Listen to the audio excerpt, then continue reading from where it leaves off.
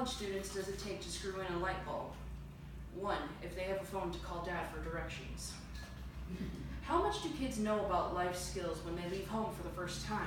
How confident are you that you've taught your kid everything they need to know about how to live on their own? Do they know how to change a tire, balance a checkbook, what to do if they are lost, how to buy a home? Chances are they know more about the periodic table than any of those things. How troubling is it that schools demand that your child know 13 years of science, math, English, and history, but make it optional for them to learn life skills?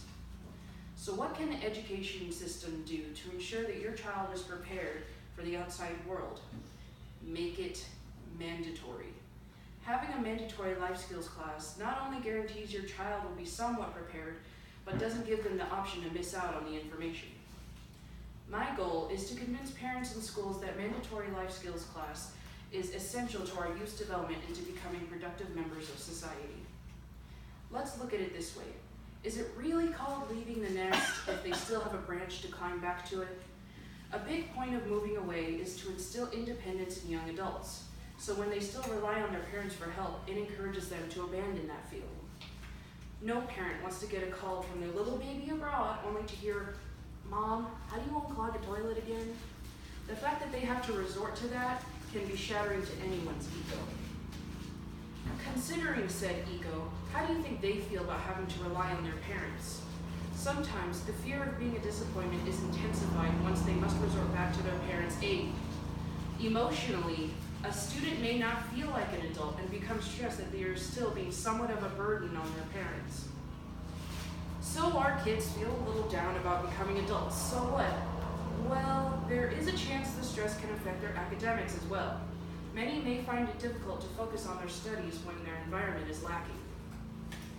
Surveys have shown that 64% of college students drop out because of mental health issues.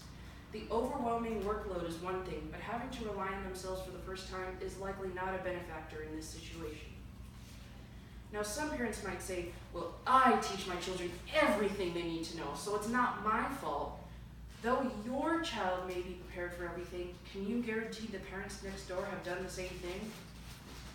It's not fair, because some parents teach their kids things that other parents may forget to teach. As a society, we should want every child to have the same benefits when it comes to education, and learning life skills should not be an exception. Here's another way to look at it. Theoretically, say your student has a roommate, and that roommate has been taught more about cooking and cleaning in comparison. Suddenly, their roommate has become the mom friend, taking up a responsibility. Your child may fall into routine, the routine that they have been following for 18 years, that their parents do all the cleaning and they just focus on their studies. Added to the list of fears parents have about their children, now they have to worry their kid is becoming a bum, traveling from couch to couch because they don't know how to care for themselves and never develop the confidence to become a true adult.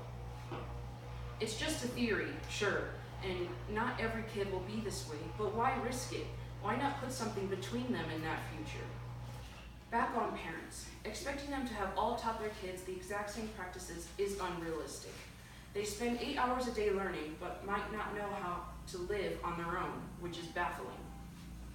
And another point, the mature kids are liable to be less stressed than their counterparts. Less stress means better grades, right? Now they have an advantage in academics? How is that fair? Honestly, the expectation cannot be anticipated to be met from thin air. 80% of households expect their children to leave home by 18. Knowing this, society is likely expecting them to be ready by 18.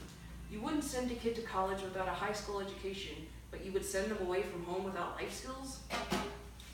Knowing certain math skills can have a possibility of helping in their career, but knowing how to do taxes is something everybody needs to know.